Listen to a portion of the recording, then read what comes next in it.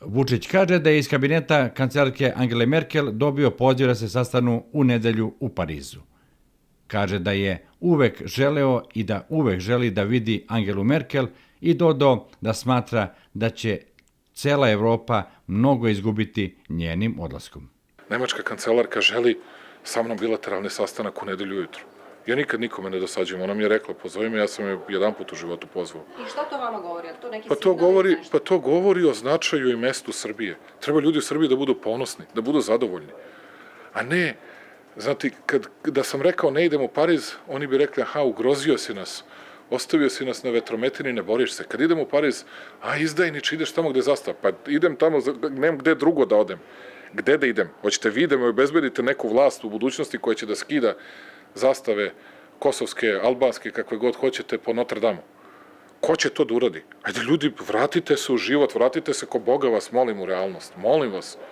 Vratite se u realan život, pustite društvene mreže, pustite naše novine, pustite sve šta ko piše da bi se dodvorio narodu, vratite se ljudi u život. Vratite se, neko mora da isplaćuje plate, neko mora da isplaćuje penzije veće, neko mora da živi od nečega. A pri svemu tome sve te znam koliko im nimalo nije stalo ni do nacionalnog ponosa, ni do nacionalnog dostojanstva. Meni jeste. Ali znam granice, znam mere, znam snagu Srbije. Ko Boga vas molim, samo se zapitajte nekada šta je to što tražite od nekoga ko je predsednik. Dakle, u narednih 5 dana, 4 dana, 5 gradova ću da promenim gde ću da budem. Predsednik Srbije kaže da će ići u Brisel na novu rundu razgovora i da on o tome nema nikakvu dilemu. Dodao je da će na sastanku biti najverovatnije Hašim Tači, te da će on i sagovornici iz Brisela pokušati da dijalogom reše probleme za koje se Srbija zalaže da budu kompromisno rešeni. Nisam budala pa da ne znam da računam, da vodim računa i borim se za Srbiju svuda i na svakom mestu, kaže Vučić. Nikada i nigde nisam obrukao našu zemlju, iako su me za mnoge gluposti napadali. U tom svetlu, poručuje predsednik, gledam i na nastavak briselskih pregovora sa Prištinom. Ja sam rekao da ću ići i na Grenland da razgovaram, jer je uvek bolje razgovarati nego 1000 godina razgovarati nego jedan dan ratovati i sukobljavati se sa bilo kim. Moj posao da uradim sve što mogu da obezbedim ljudima u Srbiji, posebno našem narodu, našem stanovništvu na Kosovu i Metohiji, mir, sigurnost, stabilnost, bezbednost za njih i njihovu decu.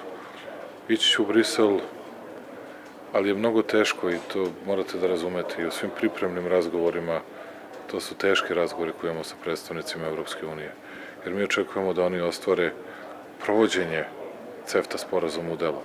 Ne može neko da se ponaša kao pijanac u avionu koji bi da otvara vrata i da otvara prozore, jer tobože to ne osjeća se baš najbolje, pa bi da udahne malo svežeg vazduha. Prosto neko mora da postoji neko ko će da kaže sad je bilo dosta, zaustavite se ljudi.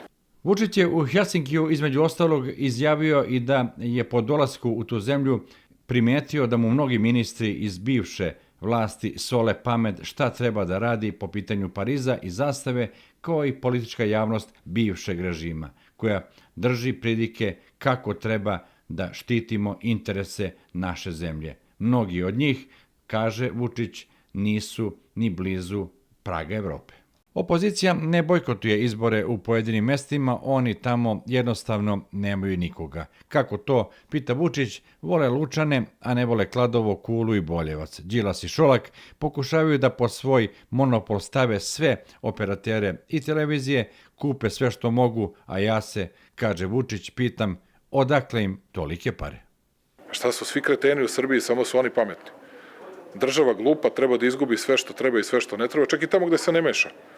Akcionarska društva takođe treba da izgube sve što treba i sve što ne treba, a samo Šolak i Đilas treba da budu bogati.